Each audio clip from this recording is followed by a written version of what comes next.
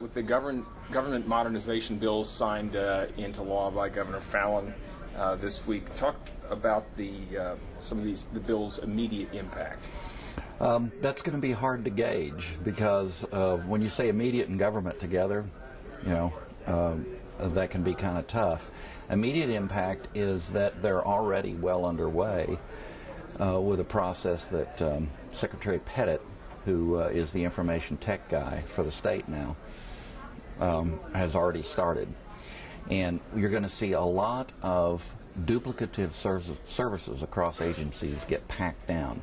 Now, they simultaneously passed a bill to move in this direction towards consolidating information technology, purchasing systems, and some other aspects of government. At the same time, they created a task force, but this is not, I don't think, going to be a task force that issues a report that nobody reads. I think this will be a task force that will actually have an impact. So that's the first part. Then, and that was actually two different bills. The third bill brings about consolidation of some of the agencies: Department of Central Services, Office of Personnel Management, Benefits Council, OCGIB, basically all under the umbrella of the Office of State Finance. That's going to create efficiencies. How much money does it save? Immediately, not a lot immediately, but in the long run, it is going to save money. I'm going to check my notes because I want to get this right. Representative Jason Murphey, who was a spark plug in the government modernization drive. We'll see how it plays out.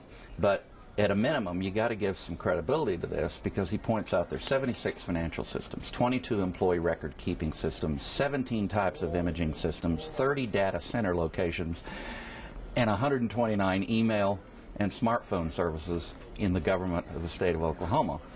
And that is really some pretty amazing data. And he's kind of a policy wonk and a guy that focuses on numbers and things like that. In a way, it's not your characteristic legislator, and yet he turned out to be exactly the kind of guy to carry the ball on something like this and had strong support from Fallin, and here we are. Senate Bill 435 also passed into law. What are your thoughts on how this will impact education? Yeah, 435, the governor actually, in response to a question I asked her when several of us reporters had an opportunity to talk to her, said something very interesting. She said that these things that were just done for the rest of state government will have implications and play out, if you will, for the Department of Education. She said that in the context of Senate Bill 435, which now gives the governor of the state complete authority over the appointment of all the members of the Board of Education that works with the superintendent. There'll be one from each congressional district, one at large, and then the superintendent herself for a 7-member board. And that board is going to be very different probably than the kind we've seen in the past. You'll see more businessmen. You'll probably see more reformers in the conservative sense of that word or the critical sense of that word. But ultimately, the key thing is going to be how this plays out in the system. Now, she specifically said that the modeling of these other measures might have implications for the approach we take with administrative costs in the public school system. I mention that because there was another little bill that didn't get a lot of publicity. That was House Bill 2115, which creates incentives for smaller districts to share a superintendent. It'd be a way to save some money, and in smaller contiguous districts give an economic incentive from the state to pack that down to one superintendent, and the state says we'll cover the cost for the first 3 years of that transition. We'll see if that has any impact, because the state actually has a consolidation fund that rarely gets used, and it's not even accurate to say that's what's happened over the last 12, 15 years was consolidation. It was more like crisis management occasionally.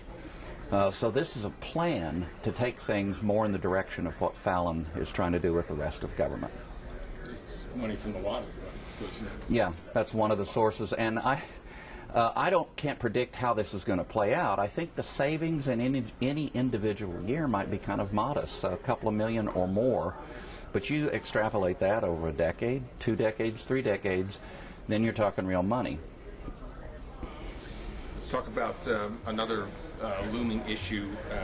You mentioned recently that water is going to be a huge issue during the next legislative session. How do you see it panning out? What are going to be some of the key battles in this water development? Yeah, this past week, the last 3 of 13 regional hearings were held. Well, it was Sulphur, Lawton, and Oklahoma City. Oklahoma City was the wrap-up on Thursday.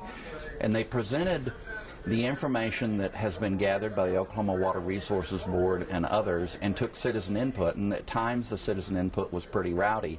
There was kind of an environmentalist / recreational pool of speakers, and on the other hand, business interests and big city interests looking ahead at the future and trying to anticipate what their needs are going to be. One thing I can say is that it's hard to quarrel with their projections that for Tulsa, for example, Tulsa's going to need about 40% plus more water in 2060 than now. Oklahoma City, it's about 32%. Those are stark numbers, and that's not way off in the distant future. That's our children are going to be our age trying to manage that system in 50 years. So that's kind of interesting. What to look for? There's a little bit, not as much as you might think, but there's a little bit of a partisan divide, Democrat versus Republican, but that's really more rural Democrat versus the bulk of the Republicans. And in fact, this past week, 4 members of the legislature who are Democrats, 2 from the House, 2 from the Senate, asked for an Attorney General's opinion because they're quarreling with the way that the Water Resources Board developed the comprehensive water plan draft. We'll see how that turns out. Specifically, they thought there wasn't enough attention paid to non-industrial uses, potential non-industrial uses of water. And then they also thought that the way the whole thing was structured was inadequate, and that there was one company involved that might have a conflict of interest. So in any case, Democrat versus Republican. Second, and this is big, urban versus rural. That's really going to be maybe not the key issue, but it's going to be a key issue, one of the biggest 2. That's been reported a lot on News9. I've covered it, and that's the conflict between Oklahoma City and southeastern Oklahoma, basically. Not necessarily individuals, but regional interests, and how those conflict over the use of the water in Sardis Lake. A third one, you have to anticipate it's going to be huge, and we've actually talked about it a couple times, and that is the tribes versus the state. The tribes and the state bring different interests to bear in terms of water policy. You get for economic competitiveness, that's the state's interest. Make sure business interests and industry over time and the big cities have enough water. On the other hand, the tribes, rather than competitiveness, the tribes have a desire for stability and kind of a plan that they can continue to develop at a time that their interests are booming. Then you've got state regulatory interests of all kinds of things, resources, versus the tribe's sovereignty interests. I could go on. There's so many aspects. There's the big tribes versus the little tribes. And guess what? The eastern Oklahoma tribes versus the western Oklahoma tribes in terms of some of the water issues. So this is going to be big. I think it's the beginning of the beginning of the end of the beginning is what I'm trying to say. I'm getting tongue-tied. We're at the end of the beginning of the process of this, but it's going to take the next 2 years, and this will be, if not the defining issue, one of the 2 or 3 defining issues of the 2012 session. And you didn't mention that, but the potential Oklahoma versus Texas. Oklahoma versus Texas, thank you. That's the 4th one. Oklahoma had better tend to its knitting when it comes to water policy. And all of these divergent interests that I just referred to probably should find a way to work together. And the reason is there's litigation that could pull the rug out from under the state. If Texas wins, Tarrant County wins a case that they've brought, a case can be made legally that that water under federal provisions, Oklahoma could be told to sell water to Texas and have to do so at either very little income or none. Whereas if Oklahoma develops an agreement internally among all these competing interests, they'll be in a much better position than to turn to Texas and say, maybe we can talk turkey, but we're going to talk turkey about money.